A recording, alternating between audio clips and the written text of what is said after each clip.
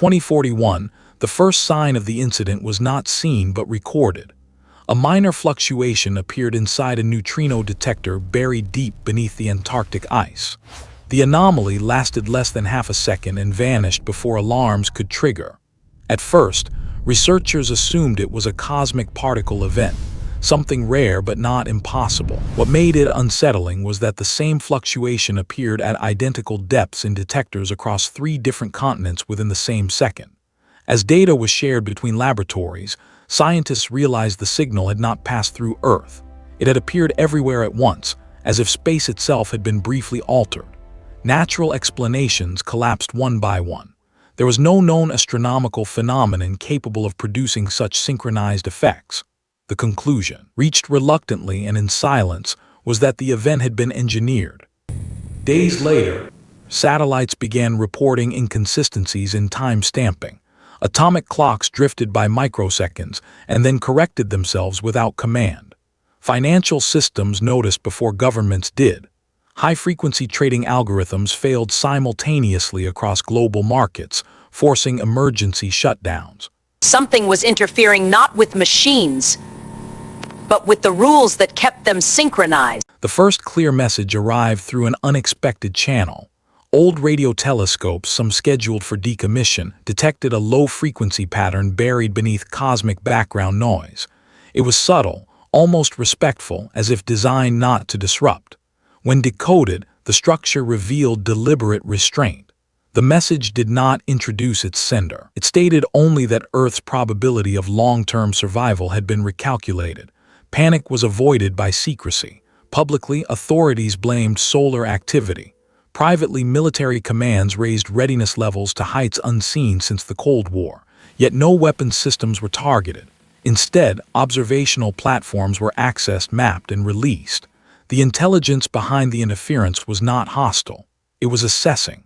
A second message followed, carrying reconstructed models of human population growth, energy consumption, and technological acceleration.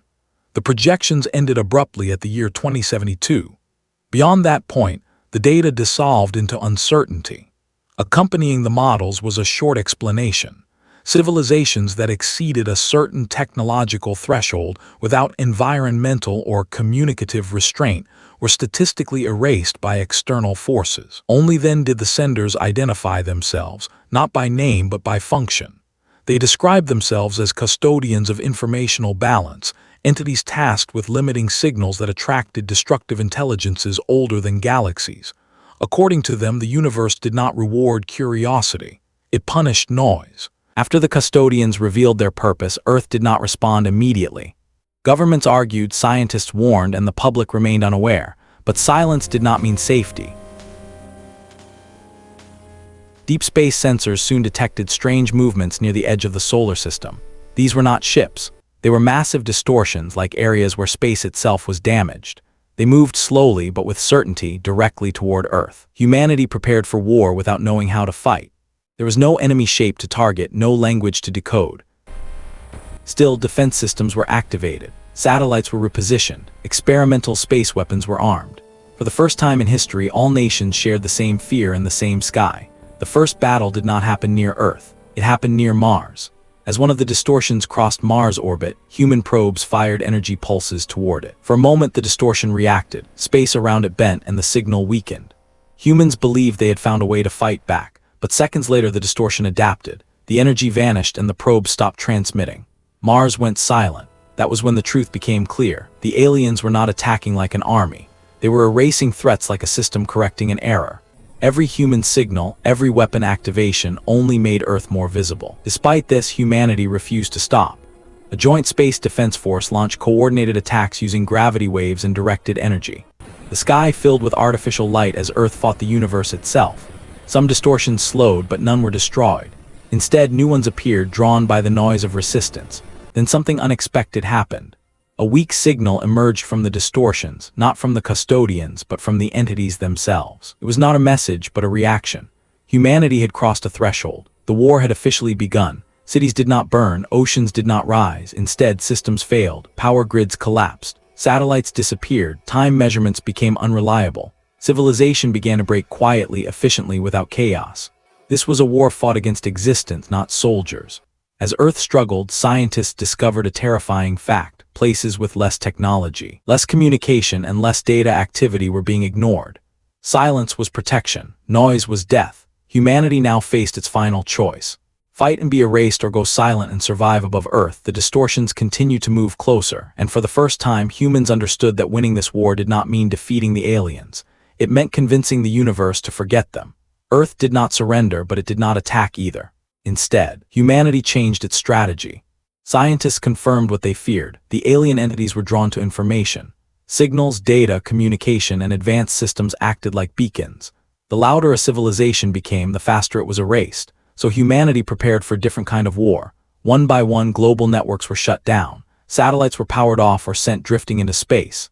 Cities went dark at night, not from destruction but by choice. High-tech weapons were abandoned, and artificial intelligence systems were permanently disabled. For the first time in centuries, human progress moved backward on purpose, but not everyone agreed. A hidden military group believed silence was weakness. They launched a final unauthorized strike from orbit using an experimental weapon powered by massive energy output. The moment it activated, the sky changed. Space above Earth twisted, and multiple distortions instantly redirected toward the planet. That single act confirmed humanity's presence. The war escalated.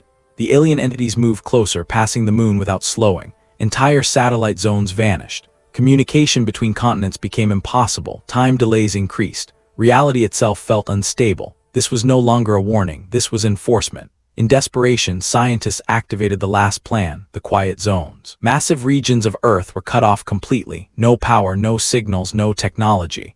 People inside lived like early humans, disconnected from the modern world.